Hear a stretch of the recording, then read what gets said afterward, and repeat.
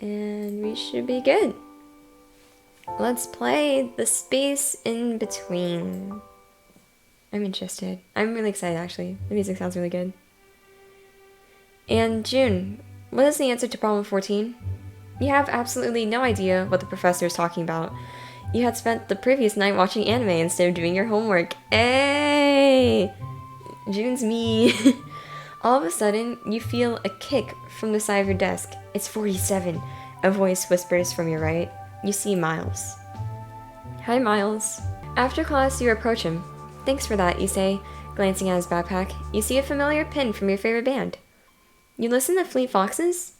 Your first date with him is a concert or at the park? Okay, I'm gonna say it right now. I like concerts more, so I'll say concert. A week later, you two sit at the beach pier listening to the street performers as the sky turns from soft pink to black. Will you be my girlfriend? Sure! Sure, Miles! You two bond over your shared taste in obscure video games or memes. Oh, that's a tough one. Obscure video games. He likes Night in the Woods, Beginner's Guide, Florence. Oh my god, I know these games. The only question I have now is when there's a wedding. As the weeks go on, you discover that he is endearingly awkward, sincere, and nurturing. You like how easily your conversations flow, a constant stream of stories, surprising vulnerability, and recommendation sharing. He may not have been your first best friend, but he is the most special one. Oh, that's sweet. Because here is this guy who notices the way you can't help yourself when you get excited, who holds you when you need it the most. You didn't realize that there was still a romance in the world left for you, but here it is, big and glowing and full. You decide to celebrate by having a solo dance party in your room, or baking every baked good you could possibly think of. Personally, I would do a dance party because I can't bake. The playlist? All throwback songs, the perfect choice for pretending you're the star in a music video. Your friends don't even need to ask why you're smiling so much. Oh. He takes you two to the lookout spot next to his suburban house, and you slow dance to Hannah Hunt by Vampire Weekend, Golden Hour by Casey Musgraves. I'm not singing that, and suddenly you understand why heartbreak and sorrow must happen, to have this joy shine so brightly. You see the neighborhood and lights reflect in his eyes, and you dare to take his hand. You are now 5 months into your relationship. Let's go! Oh, look at this art. It's beautiful. I can't believe you're driving us 2 hours just to go stargazing. I officially won the best boyfriend lottery. Aww.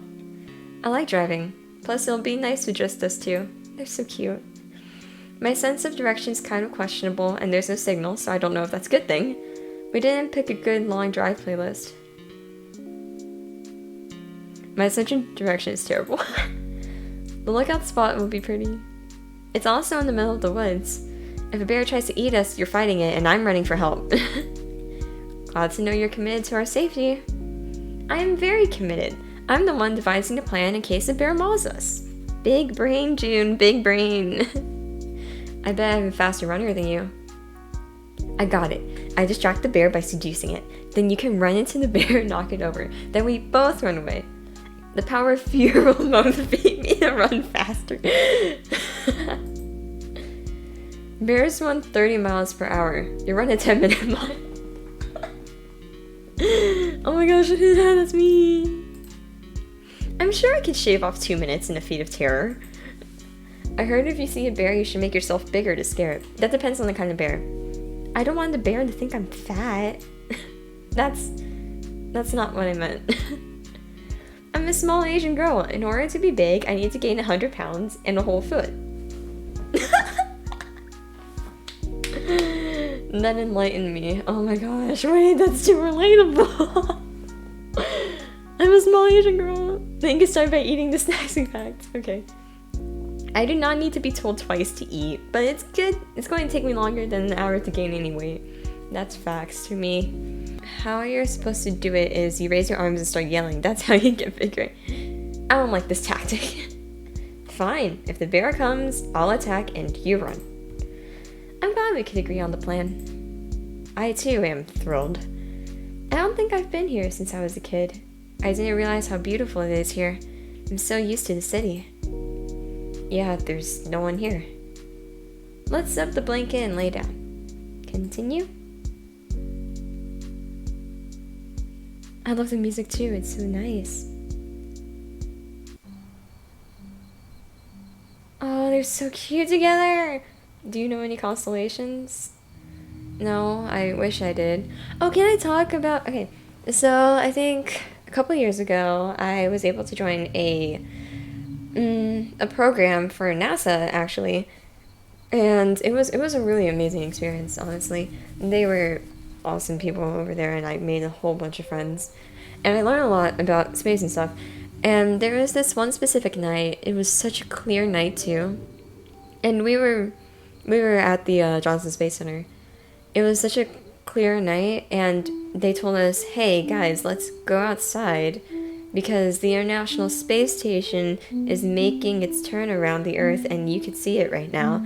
And so all of us, like, high school kids ran out as fast as we could, and we were like, where is it? Where is it? And then when we saw it, oh my gosh, it looked like it moved so fast.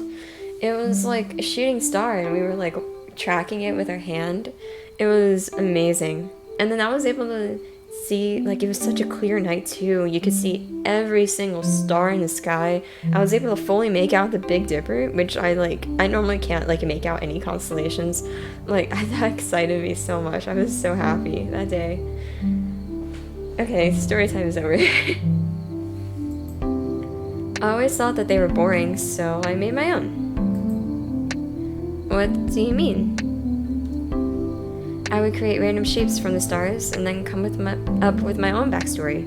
Either a random one I thought of or something from my life. Oh, that's nice. That's so wholesome.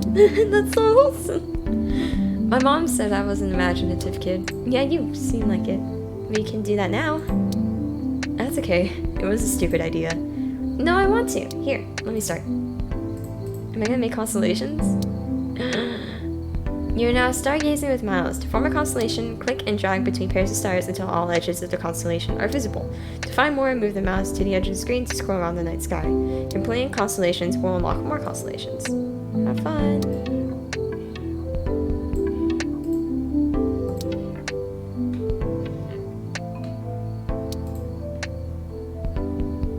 Oh, down here?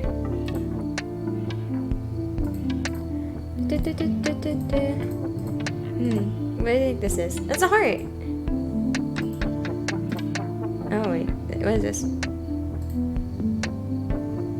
I see the pond at Boston Commons.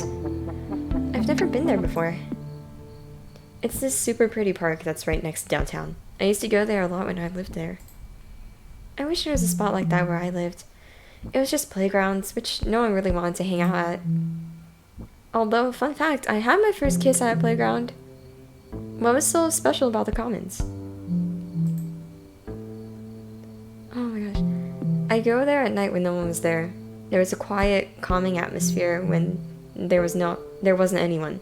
Sitting at the benches, I looked at the sunset reflecting in the pond. It just felt like home. The night before we left for college, my friends and I went to the Commons. We stayed up till 4 a.m. talking about what we would be like in college, and we all promised to keep in touch with each other. Aw, sweet. But then, everything happened, and I haven't talked to any of them in so long. I feel like they've all moved on with their lives. It happens. It's never too late to reach out. They probably wonder where you are. Yeah, but I kind of ghosted them when I took my quarter off. I ghosted everyone. I'm sure they understand if you explain. But it wasn't like we naturally drifted apart. Yeah, but you never know if one day you can't say sorry. I was listening to this news story about this phone booth in Japan that doesn't work. A lot of Japanese people died in the 2011 earthquake, and people started going to this phone booth to talk to the dead. Anyway, someone put a microphone in there with permission, and NPR did this whole piece about the phone booth. I don't like to think about grief like that. I was listening to the recordings and it was painful to hear even as a bystander. But after that, I realized it's never too late to reconnect. The fragility of human life is terrifying. I guess you're right. I keep thinking I'll do it, but then I put it off. You need to give yourself the chance to be forgiven. Or there's this one recording of a guy talking to his mom. I started thinking about what will eventually happen one day. And we'll have all these years where we didn't see each other. Is there something you want to say to her now? I hope that she sees that she doesn't have to be angry all of the time. And that, as damaged as our relationship is, I hope she has the courage to change herself. Ooh. Oh, there's one up here. A circle?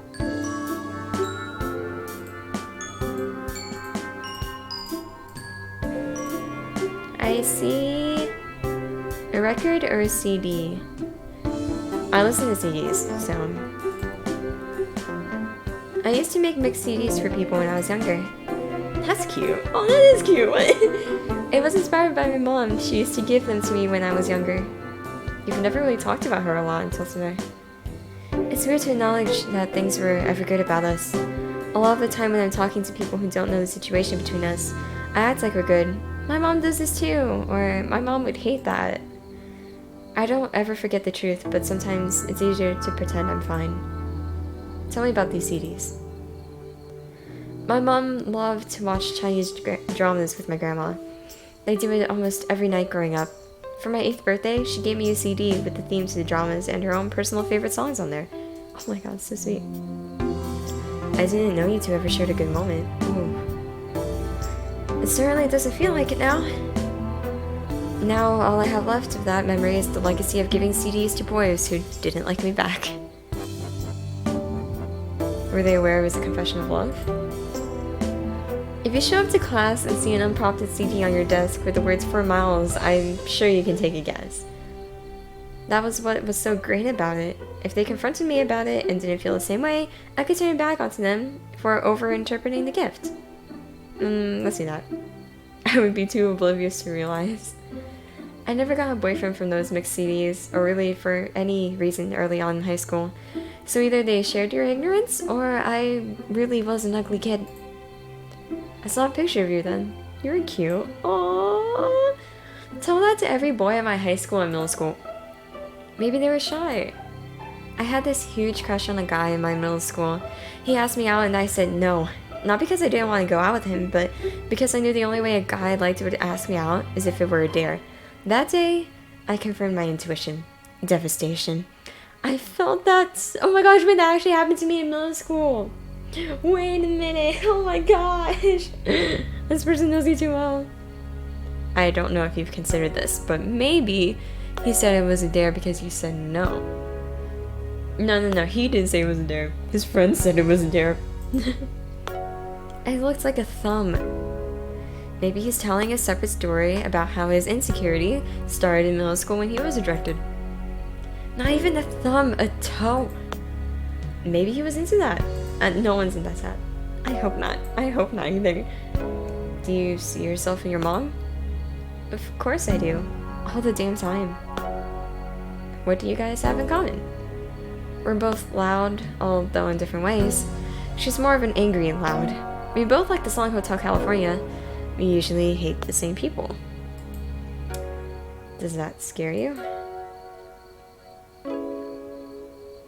My mom is a deeply unhappy person, so yeah, I can't end up like her. No, I know I'll never be like her. I think it would scare me. Do you hate yourself? Oh my gosh. God, what kind of question is that? I don't know. Maybe. I am my mom. I don't think you are. Then what makes us different? Your capacity to accept others. No matter how many times you've been hurt, you give every person a fair chance. I never know what new thing you're going to try. Your mom is stuck in her old habits. That's something about you to love. Oh, I guess I don't see what's good about myself. Then I'll be here to remind you, okay? Oh my gosh. I love it. So cute. Let's go to this one.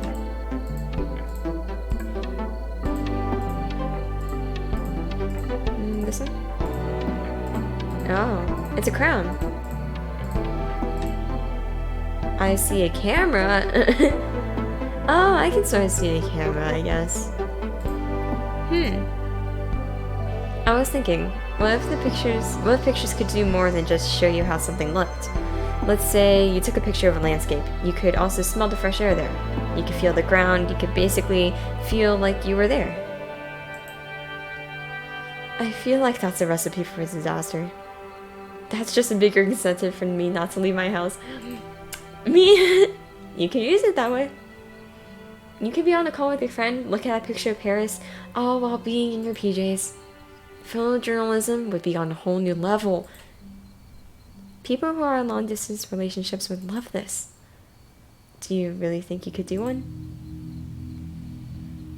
Yeah, I honestly think I can. I need to be optimistic about something in my life, and it's obviously not my career prospects. Seriously? What? It's better than having nothing. I think I could. I would have to have a date to look forward to that would see with my partner. Ugh, I can't speak.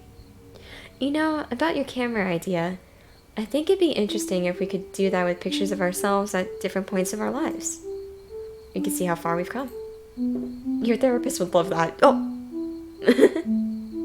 Oh my gosh. There are times when I'm sad where just a reminder that I was once happy is enough. Oh, I love that line. Thinking about good memories when I'm sad just makes me feel like being happy is further away. Oh, Miles. That's the ebb and flow of life. Then I wish life would stop ebbing so much. If we could put a barrier to be like, I'm only allowed to be this disappointed in myself, then that would be great. Yeah, I agree. You have nothing to seriously be disappointed in yourself for. Oh, trust me, there's some deep-rooted regret within myself. Relatable. Do you think that's why we're dating? Because we both deal with things way beyond our mental capacity? Yeah, probably. Dang. Let's do this one. Ding, ding, ding. I see a diamond. I see your coal. Oh my gosh, I have your coal in my fridge, dude. What's that? Let me enlighten you on the beauty that is your coal, guys. So, it's a probiotic drink, and my mom drinks it like all the time. She loves that stuff. It's so good. It's sort of like milk-ish, but like it's really good. It's really good. It's a Japanese yogurt drink I used to have when I was little. I love it. Okay, there's like so many different ways that you could like eat or drink Yakult, because some people like freeze it up and they like mash it and they eat it like a slushie, and then I don't know, I just drink it straight from the bottle. I've never heard of that before. It's a sweet and tangy drink only found in Asian supermarkets. My parents used to drive us every couple of weeks to 99 Ranch Market. I haven't had it for years though. Yep, it's only in the Asian store? Wait, no, I think it's in one of our, like, big grocery stores here. Maybe we could go out sometime to get it. We could. I was actually in an H Mart recently. I saw your call at the Asian market recently. I don't know whether I should buy it or not. Let's do that. I saw this Asian film once of this girl holding these small drinks. I bet it's Yakult. Yeah, I bet. It felt weird seeing them on the shelf. Those Asian markets still feel exactly the same as when I was 8. There were so many kids shopping with their parents, hiding lychee jellies in their cart. That used to be me when I go with my mom. I don't really have fond memories in any grocery stores. Ralph's is just Ralph's. I didn't realize that grocery stores were such an integral part of the Asian experience. Going to the Asian store is like such a treat. And it's even better because like recently we got like a huge one to be built in our city, and it's just like everything that you can possibly need is there, and I love it. I always grab like flat tops or like cheese curls. Cheese curls are like my favorite chips. Sweet corn too. Oh my gosh, I can just like talk about the Asian supermarket all day. Now that I'm adult, I don't really do Asian things anymore. I don't have anyone to speak Chinese to. I don't know what brand of udon to buy. I didn't realize that so much of my identity as a Chinese person was rooted in my parents guiding me. Whew. Yeah. I feel like I'm very out of touch with the culture also. Like, I don't speak Tagalog. I'm a Filipino American. I don't know much. I haven't been back to the Philippines in like 10, no, more than 10 years. We were actually supposed to go back last summer, but you know how things are. But it's really nice to, like, I don't know, still hear Tagalog, be able to understand it. I really want to start learning it and taking it, like, very, very seriously. So yeah, I hope that it will all work out. Would you ever want to cook Asian food with me? Do I sound stupid? Please cook Asian food with her mouths. Depends on if this includes eating Asian food with you too.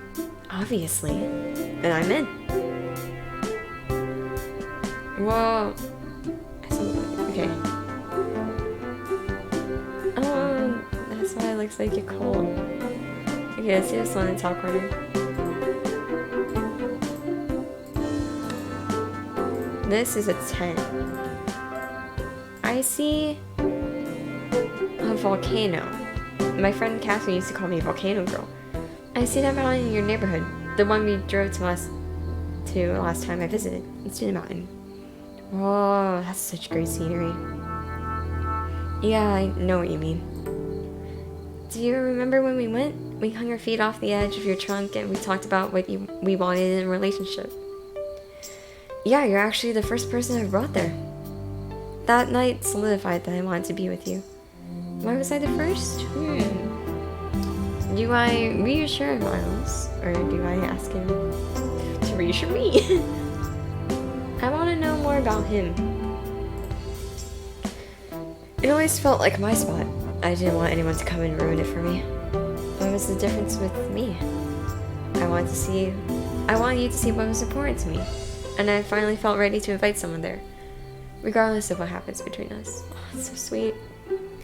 Personally, I think the biggest mistake people make in relationships is introducing their partner to any good song or book or place because that'll be forever tainted once you break up. No. I do not agree with that, actually. Like, I personally don't agree with that. I don't think that, like, being in a relationship would ever, like, ruin another thing for me, maybe. I appreciate you. I appreciate you, too. I've always thought I was doomed and there was nothing I could do about it. Things like romance, being desired, being listened to, I didn't think those were for me. Why? Whenever I see cool girls who have their shit together, who have this effortless glow, I see them as versions of myself I could never be. So if I were a guy, why would I date me over them? Guys feel that way too. I never know what to say around girls. I'm the least intimidating person I know. Not to me. Every time I saw you, you'd be talking. You never wavered. You sounded determined. Determined is a nice way to say annoying and loud. That's what I wanted to be, though. I wanted to have the courage to start a conversation with anyone in my class. To speak exactly how I felt. But being so outgoing scares people. At least people knew you were there. That's what I wanted to be. Seen. Let's see this.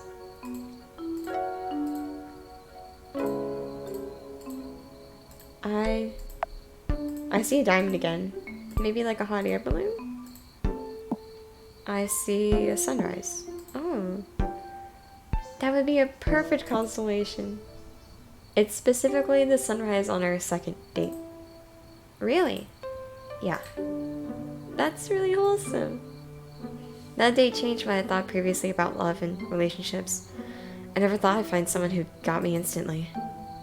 That was legit me before I met you. To think that something so inherent as loving is something we didn't believe in. No, I want to be like, no, I would literally say that was legit me. Men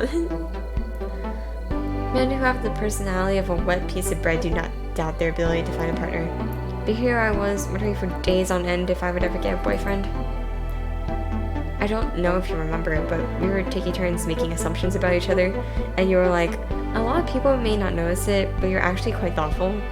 I didn't think anyone noticed the effort I put in. You remember things I said months ago. When you hear a good song, you tell me it reminds you of me. Of course I think you're thoughtful. When you said that, it wasn't just a nice comment. I felt like I was seen.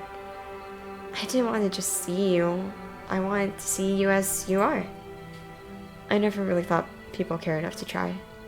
I barely made any friends my first year of college, and I basically lost all of them the next semester when I took time off school for my depression. I was stuck in my hometown while all of my high school friends were somewhere else for college, which basically just made it worse. See, that's why I've been like reaching out to a lot of my IRL friends more online nowadays, because when was the last time I actually met them? Maybe like Christmas?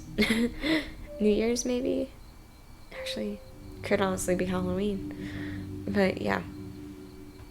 Having connections with people is super important. Even if you say that you're an introvert and you'd rather be alone, have a few good people to stick around with. That's really important. That must have been difficult. You were taking care of yourself, which was the best thing you could have done. I like that. A lot of my friends didn't get it because they knew me as this happy person, and everyone moved on from me when I stopped putting in effort. It was barely better than the time I took off. I bet they didn't know what to say once they realized you changed. So then when I met you, and you kept talking to me even though I was pretty awkward, I felt like I had someone. I didn't realize I had that impact on your life. I've tried to fit in a lot. I joined the school newspaper, I tried to talk to people in class, but I never felt like I belonged. They all just tolerated me.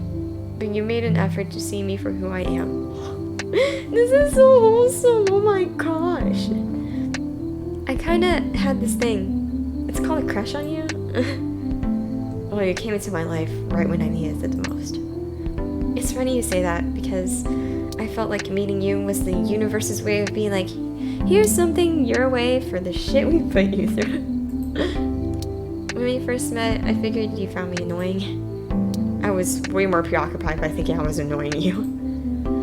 We should have just been honest with each other. I was too much of a wuss with you, to be honest. Yeah, you really weren't. We all have our wuss moments.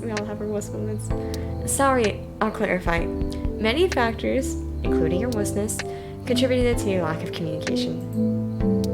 You're going to cover me by saying you're a wuss too. Wuss in solidarity. Yes, ma'am. Yes, June. Okay. I think there's the last few corners. I wonder what this is.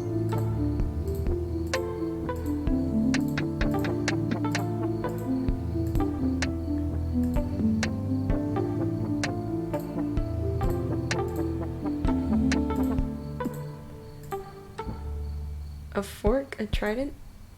I see Joshua tree. Blech. Don't even remind me. Come on. I don't want to speak of the events of Joshua Tree. What happened at Joshua Tree?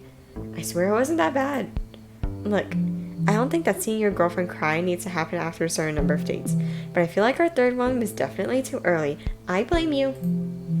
You're the one who said Lady Bird was your favorite film. No! Oh my gosh, wait.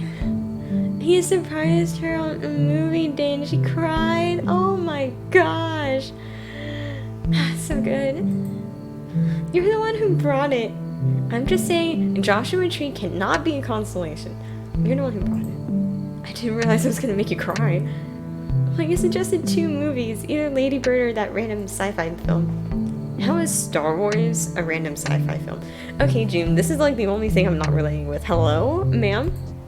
Anyway, I wasn't particularly in the mood, but I also didn't want to sound unappreciative and reject your thoughtfulness, so we watched it. If you said something, I wouldn't have been offended. I was pretty touched that I mentioned liking Lady Bird and you remembered to bring it. I didn't want to be exposed for never seeing Star Wars. Let's do Lady Bird. I thought it was sweet that you were comfortable enough around me to cry. Oh, my sorrow was not sweet. I don't think that crying is embarrassing. I don't either, but I had shared my life trauma with you before you knew my last name. Not to mention you were stone cold the entire film. In your defense, the movie is about the relationship between the main character and her mom, and it was sort of related to your life. I should have pretended to watch the movie, but I actually stared off into the distance to prevent the waterworks. That's absurd. We were at Joshua Tree. Why would you bring a movie there of all places? I figured maybe we'd have downtime if we were tired of hiking. We should have brought a board game instead. We alternatively could have made out the entire time. Wrong. I support the idea, but I brought Lady Bird instead. I should have had the courage to reject both movies. It's okay. I think you're exaggerating. I'm just saying that I will never live this down. On my deathbed, I will look back on my life and be like, oh, remember that time when you cried? Not just a single tear or two, but sobbed on your third date with Miles? I will remember. June literally has like my dialogue. I'm also cry so bad in movies, especially when it's something I relate to, especially when it's something like based off of like, I don't know, like relationship issues or like in like personal turmoil. Oh my gosh, I like sobbing that stuff. That's why like my favorite anime is Violet Evergarden, because it's all just like interpersonal relationships and it's like discovering yourself and it's like, what's love anyways? Oh, God, I love it. I love it. I think that's a bit dramatic. No, it's not. It's not, Miles. What's dramatic is sobbing during a movie when you're trying to impress the guy. My curled girl disguise was gone by the 15-minute mark. Oh. The movie wasn't even sad at 15 minutes. Exactly. You get my point entirely. I have the ability to think about Lady Bird and get emotional on the spot. I like that. You see yourself in the movie. That's an emotional thing. My whole thought process with that movie is absurd. Then what is it? The reason I cried so much at Lady Bird isn't just that I see so much of my mom and her mom. It's because they're able to reconcile at the end, while I'm not able to. Oh, June, that's a perfectly valid reason to cry. All of these books and movies, or if you just wait around long enough, they'll come back. But this is my real life. One that can't be wrapped in a nice, succinct ending. I had to read that for a minute. There's this moment when Lady Bird goes, I wish that you liked me. Her mom replies, of course I love you. But then she's like, but do you like me? And honest to God, I don't know whether I would ask the question with like or love, because I don't think I'm ready to hear the answer to either. June, you shouldn't be ashamed of any of that. You know, at my high school graduation, my mom got mad at me for wanting to take pictures with my friends. She was grumpy the entire night, yelled at all of us during dinner, then straight up refused to speak to me. And it was like, I know high school graduation is stupid and meaningless, but it's like, I just wanted to have one day where I could feel like a normal kid with normal parents, and you know how Lady Bird ends, wanting your parents to be proud of you as human. There was this one time I went to my friend Cindy's house.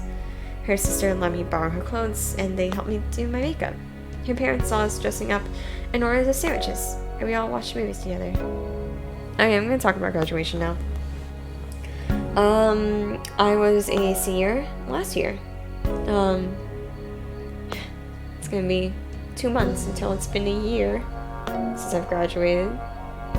We had a semi-in-person graduation at the time.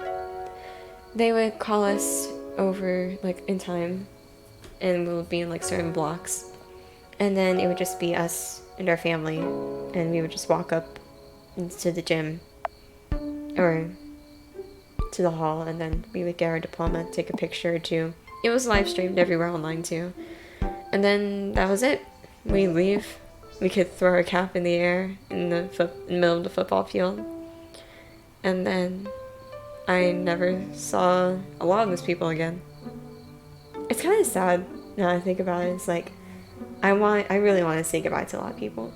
It's good that, you know, I was able to keep in contact with, I think, like, the majority of people that I wanted to stay in contact with. But, you know, a final goodbye is something I really wish I had. Not me getting emotional. They were like, we do this every Friday. And it was like, why can't my family do something this simple without screaming at each other's throats? Why can't they let me pretend that everything's okay? We, in our family, we do family dinners every day.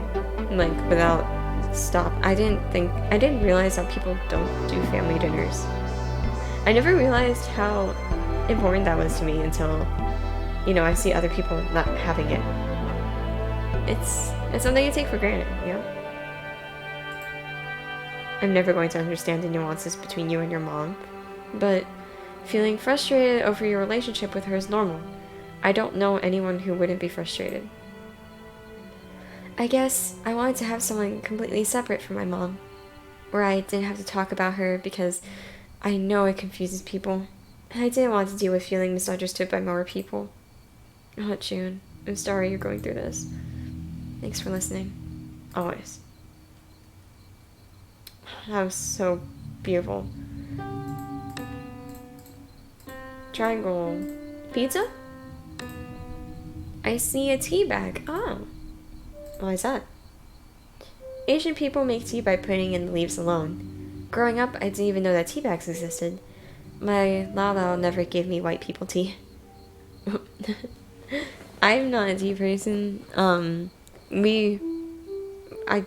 We do have like Chinese family friends that give us tea bags and stuff. That isn't for me. I usually just leave it to my grandparents. Actually, my grandparents are the ones that drink all the good tea that they like. I'm a very heavy coffee person. I really like good like hot coffee. That's my drink. And your Colt. Give me your Colt, man. Is Lala Chinese for grandmother? Yeah. We used to drink tea on the weekends as she gossiped about the Chinese boys in our carpool group. Oh, that's cute. She was friends with the other Asian grandmas in my area, so she'd tell me the insider tea about their lives.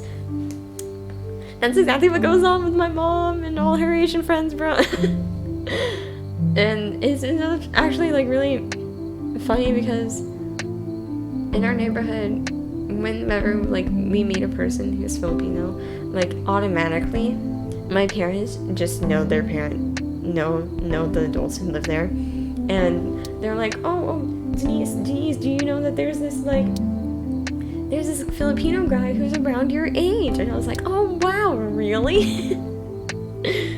And I did make a couple of good friends from that, but it's really awkward at first because it's like, oh, we sort of were forced to be friends because our parents were friends, but then like, you know, over time we actually do become friends, and it's really nice because then all of these family parties you're just consistently with that one like good family friend who's just like, they just become an extended part of your family after a certain point. I love that. Get out. Just leave. I know, I'm hilarious. You always got along because she was so accepting, even though she grew up in rural China. She told me she thought you were handsome when we met. Ooh, I wanted to hear that response. I'm glad I have her stamp of approval. The fact that she likes you even though you aren't Chinese is big. Is that supposed to be an accomplishment? She grew up being taught traditional Chinese ideals, meaning you're expected to adhere to social order. Maybe the changing generation shifted her perspective. She's really accepting of the newer generation. She actually vocalizes how she's feeling. What? What I mean is that Chinese people never express their feelings or love directly. It's always like, you know, your mom is thinking of you because she brings you sliced fruit to your room. Oh my gosh, yes, it's always like, oh, I'm gonna do this for you. No, I cook you food, I make you food, and that will be my sign of love. It's very rarely like, I love you or something like that, or it's like they just say I appreciate you or something. It's their action, which, I mean, it's fine, but you know, I wish a couple of times that people would actually say it out loud. What does that even mean? You know, like when I'm studying, my grandma would drop off apples to my room so I have a snack. That's I love you in Asian terms. They should change the definition of love in the Chinese dictionary so it means bring produce to your door. Everyone shows signs of love differently. I guess giving food is like, it's very endearing though, because that is a big act to give.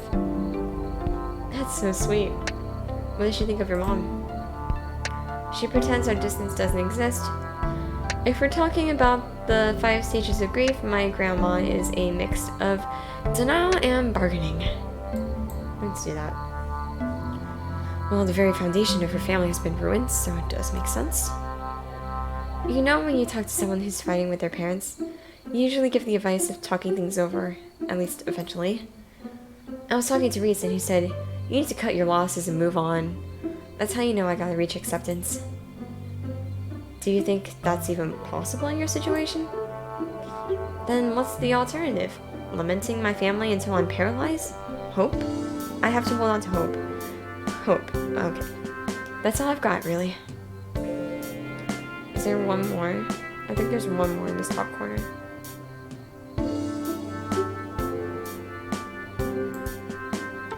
Ah. One more down here.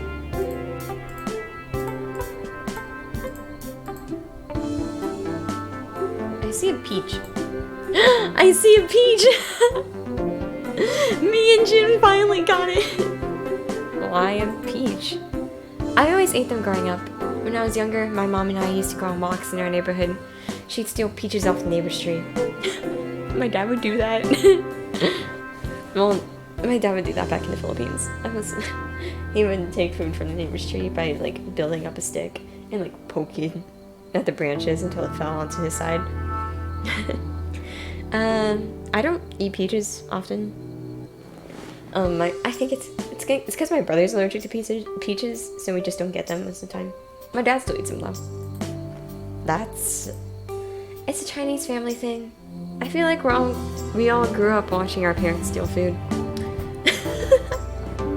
Oh my gosh. Isn't that legal? Maybe? Probably. My mom is not intimidated by the law. I'd say that. I have never heard of that. Trust me, it's a thing. When I went to my Asian friends' houses, their parents would offer me stolen fruit as a peace offering. Then they would ask me what I'm studying, if I have a boyfriend, and whether I have post-grad plans. So the whole do you have a boyfriend-girlfriend thing is universal. I think all parents secretly worry that their kid isn't going to find someone.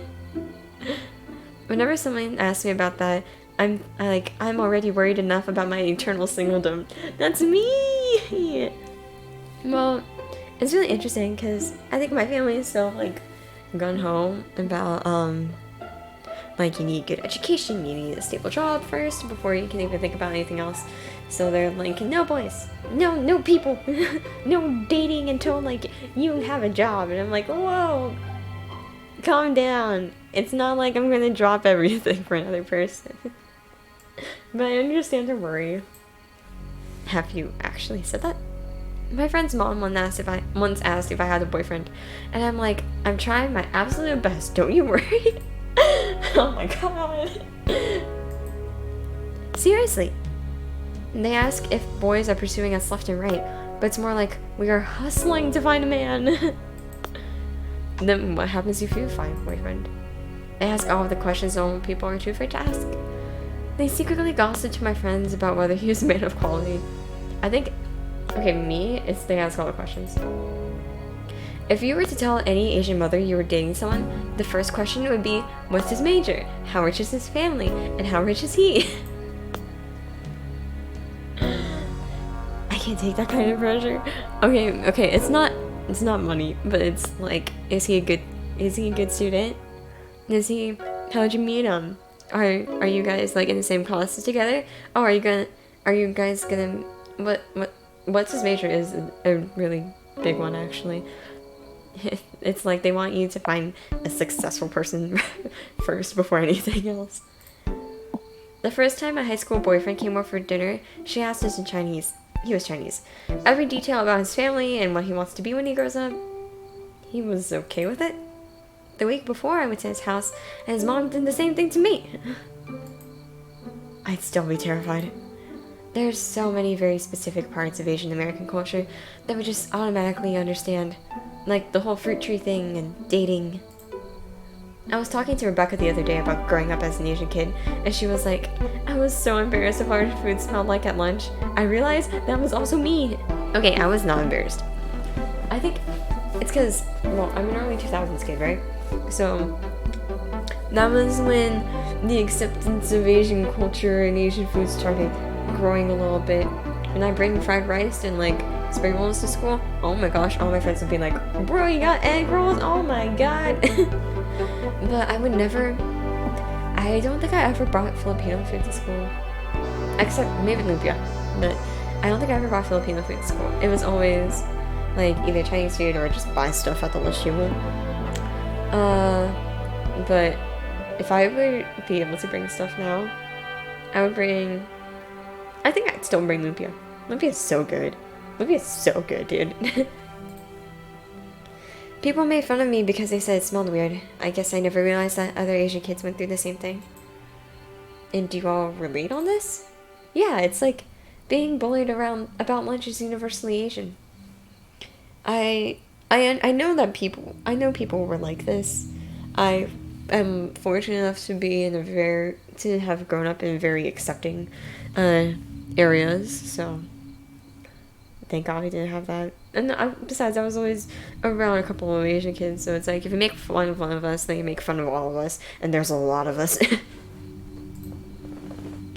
I never even noticed that people make digs at Asian people for that. Yeah, people made math and rice jokes, but I didn't realize it was as intense as that. Math and rice jokes are so consistent. I make math and rice jokes. But it's like self-deprecating humor to me. But yeah, with the math thing, gosh, there's so many times that people automatically are like, hey Denise, you're Asian, you're good at math, can you do my homework? I'm like, I can help you with your homework. I can't do your homework, dude. What's wrong? I'm not a pushover, you know. I'll get you to the right answer, but you're gonna have to put in some effort yourself. I remember in elementary school, we'd have a little bit of time after math class to like do our homework, and we could turn it in the day of. And it was always me versus this one other guy. We would always compete as to who turns in their math homework first and who always has the better grades. He was so fun to be around with. He was like one of my first guy friends over there. It was always like this weird little competition that we had, and then I realized it was a pretty cool dude. So yeah, that was nice. None of it was overt. I hate Asian people, but it was these subtle comments that slowly chipped away at my identity. Those didn't particularly help either. I suck at math, and people always told me I was less Asian because of that. Yeah, there are some times where people do say, oh, you're not a good Asian because you're not good at math to like my other Asian friends. I'm like, why is that the defining feature of Asian people? What? There are so many Asian people who are better at English or who are better at creative arts and stuff like that. I suck at English class. But I know some Asians who are so good at it. They're so good at analytical reading. It's insane. Oh, and then the rice thing also. I eat rice like literally every day for dinner. That's just a thing that just happens with us. I mean, rice is just so easy to do. We have like this huge container. I think it's about as tall as my desk here actually. And it's just a rice dispenser. I think we cook so much rice. I have like 2 full bags always on us. I don't know. Rice is just literally like the perfect base for like 99% of food. I never understood that. Yeah, I study so hard for my math classes, but I still don't do well on the tests. June, I'm messing with you. In that case, you better ace your next exam. Yay, we did the whole constellations! Oh wait, there's more on the outside. Oh, it's starting to spread more and more. I see. What do I see here? Like, I don't know why I see like the bubble sticks they like blow bubbles out of. I see my neighborhood street light. Okay, I can see a street light. I see a street light. Why is that? When I was about to go off to college, I'd lie under the streetlights with my friends and we'd talk about life. Bro, that sounds so cool. I spent my whole life wanting to see more cities, more people outside my bubble, but once I left, I realized that there was actually so much life already in my hometown, as suburby as it is. I feel like that might actually be me. I've always lived in the suburbs, but I lived in the suburbs near a big city when I was younger, and we would go to the city all the time. I just loved everything about it. I love the noise, I love all the lights and stuff, and all the shops and everyone like busy, like there's always something to do. I just love that feeling. That's why I really like going downtown here also. But you know, these times have changed. I'm able to find like really cool places to like hang out with in like just by myself in our own neighborhood. Like I go to the park more often, and, you know, just to like swing on the swings a couple of times and just like, you know, be like outside every now and again. There's actually this quarry. Is it working? I don't know if it's still a working quarry, but there's this quarry nearby our neighborhood that a lot of people normally go to like go on little adventures and stuff. I really want to check it out actually one day. It seems really cool. You always call it boring. That's the point, really. You can't go out, so you lie under the streetlights and talk about life and why you're scared of the future and all that. When there's nothing to do, you may as well share your deepest hopes and dreams. I'm scared of the deep ocean. Ooh, I want to hear that. What? I know it's stupid, but we know nothing about the deep ocean, and the pictures I've seen are terrifying. If you aren't scared, you should be. Bro, anglerfish look scary. I can't say I've ever contemplated it. A lot of my secrets were shared under a streetlight at night. The stars hold all our secrets. That's pretty intimidating. The amount of times I've shared my secrets because it was late at night and I was in my feels is embarrassing. Me and my friends after we watch an emotional anime episode. And then the next morning I'm like, mistakes were made. I know the feeling. And there was this one time I liked this guy and we were messaging late at night. I just started sharing my entire life story because he was like, he's going to get all of my life trauma and fall in love with me. But then he ended up ghosting me. You share your life story at all times in the day? Yeah, but I think because I was exhausted, I convinced myself that we were soulmates and that he was destined to like me. That's a lot of hope to have. Yeah, but I hold down on things that aren't meant to be. Duly noted. No, but like, I think we all want to be loved so badly that sometimes we show parts of ourselves we regret. I want to prove the cynical part of me wrong. I like this line. I have the opposite problem. I don't show enough of myself because I'm scared of what's going to happen next. Yeah, that's very you. After what happened last year, I honestly didn't know if I could be in a relationship. When we first started dating, I was admittedly kind of scared about it because I'm used to guys dating me and then having it go nowhere. So when you straight up told me about your mental health, I didn't know what to do. I didn't think it'd be fair for you not to say anything. Yeah, I'm just happy you were good in a good enough place in your life to take a chance. I am too. Oh, so sweet. Okay, 4 quarters. I see a raindrop or a tear. I see a paper lantern, like the ones in Chinatown. I used to go to the Lantern Festival there every year.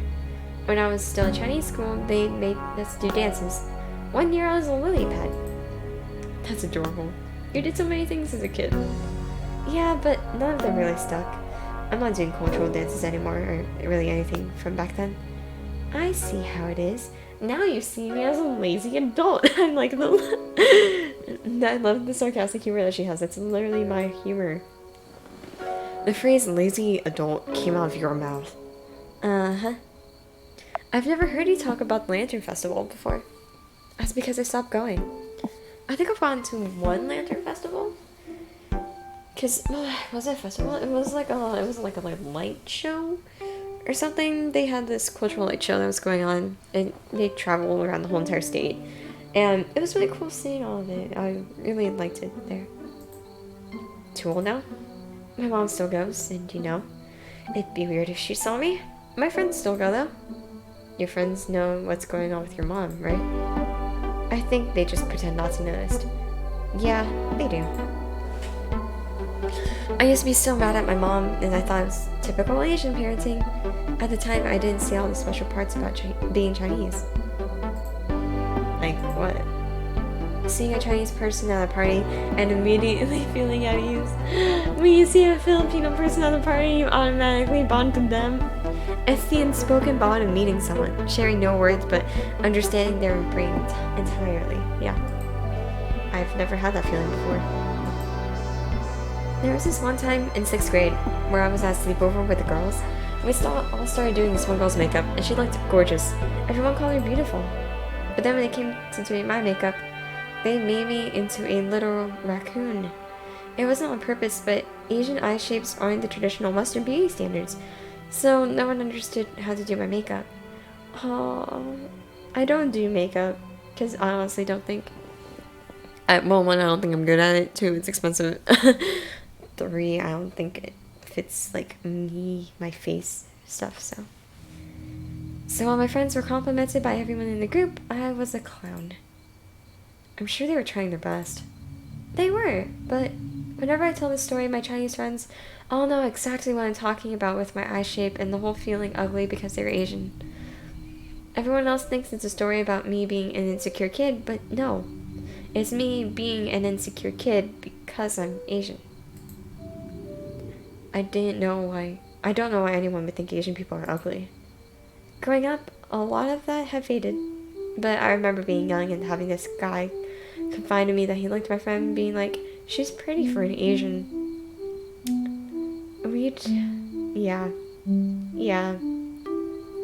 And now it's like a fetishization now, which is like also terrible. I truly don't understand why anyone would voice that opinion, especially to you.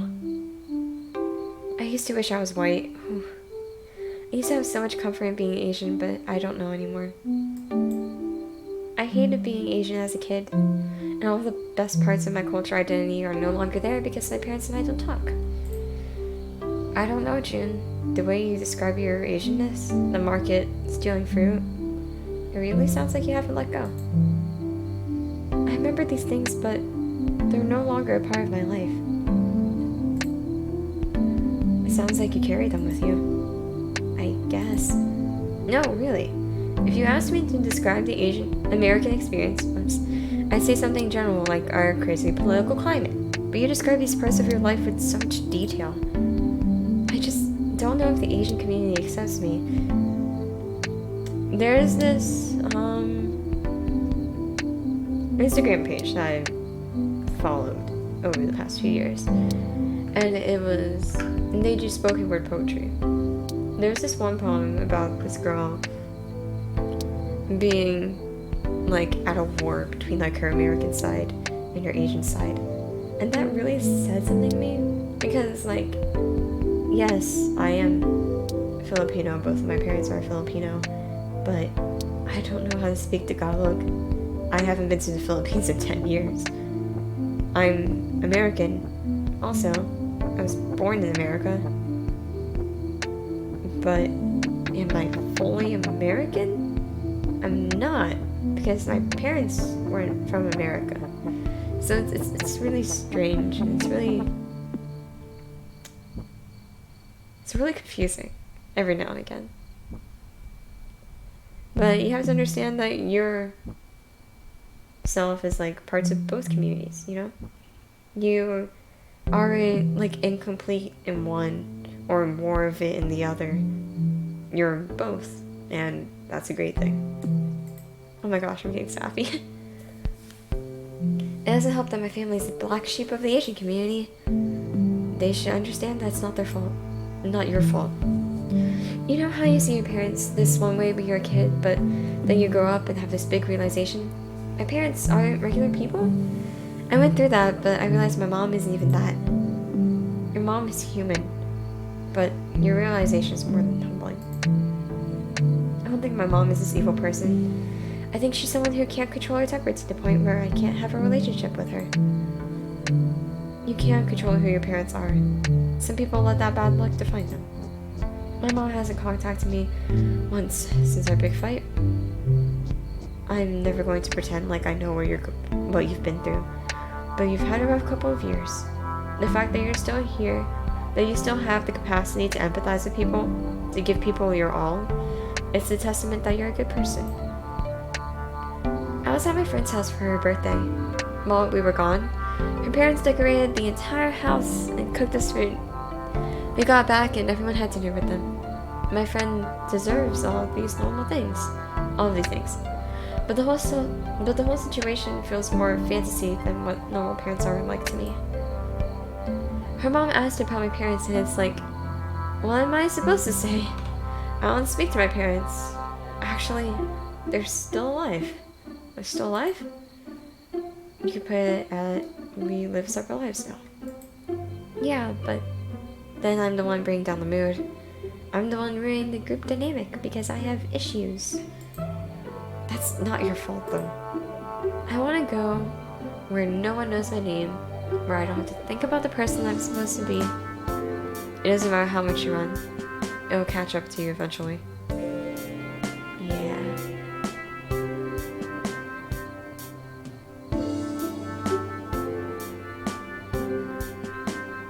And here's one. I see.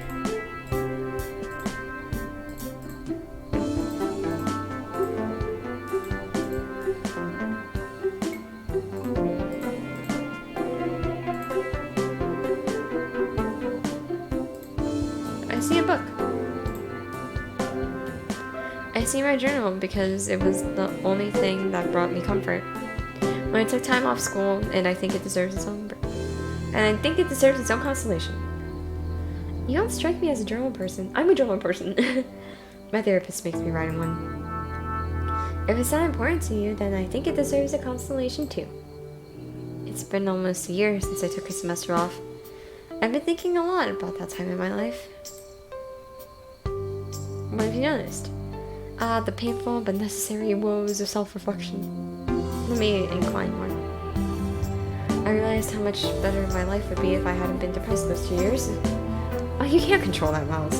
Come on, give yourself a slack. You only took a semester off, though. My lost time doesn't just include when I took time off school. It was the entire duration of my depression.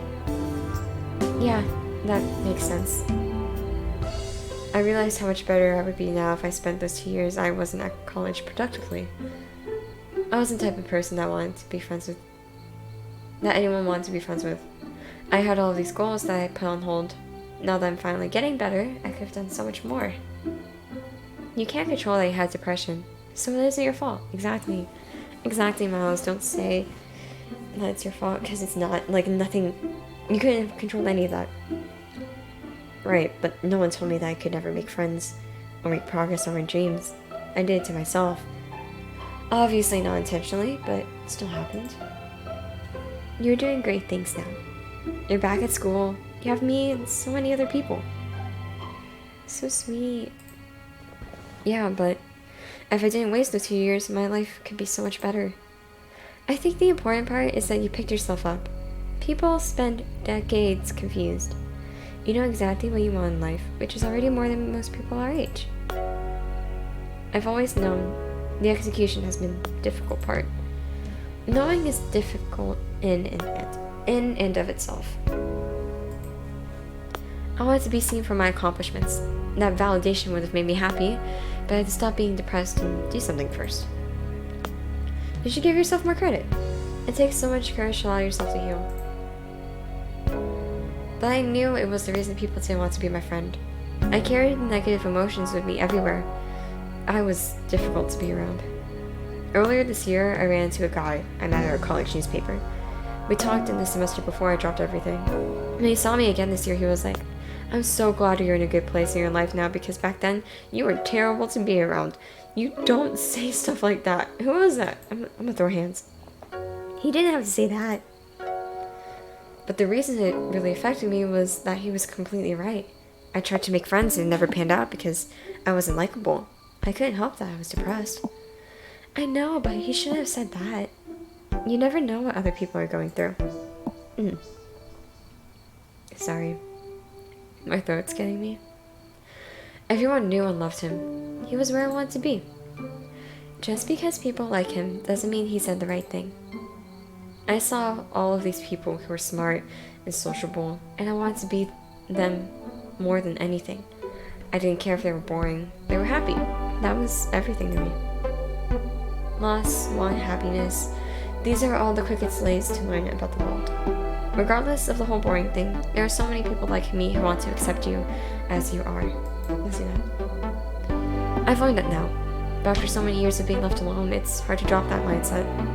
The painful parts of myself, the toxic thinking, the insecurity, the mental illness seem so big that people never wanted to be with me. But mental illness isn't who you are. You are an amazing artist. You're a good boyfriend. You see people for who they are. I recently met this guy in my class. I realized that we did the same type of art, so I looked him up. I saw his profile and realized that he was the real deal. When I was back at home, he was refining his style. You could do that. You're already off to the right start. I don't know, though, if I could ever reach that level. I don't know if my best will ever be enough. And now I have all of this lost time. You needed that time to be where you are now. If you never went through the self-reflection or took time off school, you'd still be where you were a year ago. I guess I'm frustrated that I'm not someone else, then. How I like to see it is there have been so many moments in my life I wouldn't trade for anything. If I were a different person, I'd lose them. If you really think about it, we're these fleshy bodies trying to make sense of the world around us. There isn't one right way to be a blob of muscle and fat. Okay, that's a weird thing to say. Do you have one? I don't want to lose you. Oh my gosh. I don't know who I'd be if we hadn't met. Really? Well, I do know. And I'd be worse. I feel safe telling you these things because I know you'll understand me. I could be the best version of myself starting from now. And I still don't know if that's enough. For that to happen, I need to advocate for myself the way you do. If anything, I need your patience. Are you thinking what I'm thinking? And we should combine ourselves to form the perfect person and learn from each other. Oh. Is this awkward? I would love if I could talk to people more. And I would love if I didn't have to blabber so much. And I would love if I were a cute artistic boy. We would make a great person. Agreed.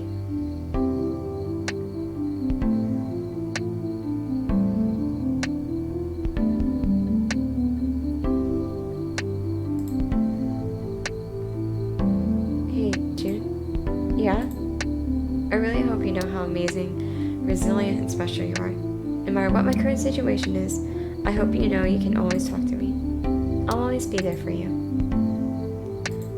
Aww, you're my person. I used to dream about what being in a relationship was like. I had all of these fantasies about guys throwing rocks in my window and making me playlists to fall asleep to. What has happened between us is even greater than anything I could have imagined. No matter what's happened in my life, having you here has made it all worth it. Really? You're worth it all. You are the brightest person in any room. Remember that one time you walked me home after the Father John Misty concert? Yeah. You told me you wish your past self could see you now. I remember. I wish my past self could see me now. Stars shoot across the sky. Did you see that? I've never seen a shooting star before. Then you should make a wish. I did. What did you wish for? I don't think I'm supposed to tell you. I don't like this rule about wishes. You'll know what it was soon enough. Really? Let me tell you this. What I wished for just came true. Just now? I wished that I would fall in love this summer. And I did. I love you. I love you too. Not just that, I love how you are unapologetically yourself no matter what. I love how you dance when no music is playing. I love how you get excited over the smallest things like seeing your favorite food at the grocery store. Oh my gosh. I love that you have the worst luck when it comes to dating, but you still took a chance on me. I love the way you say yes to all of my weird ideas. I love that you get more beautiful and determined each day I know you. I love that I get to witness your growth. Oh, so cute.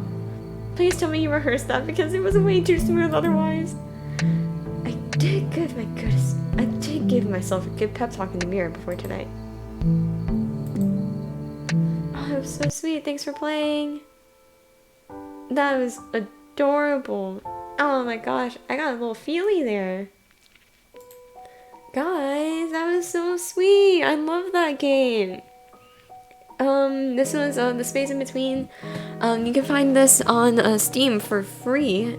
So, you know, go out there and support this person because they're awesome. But yeah, that was a very, very good game. Also because I wholly relate to it. Wow.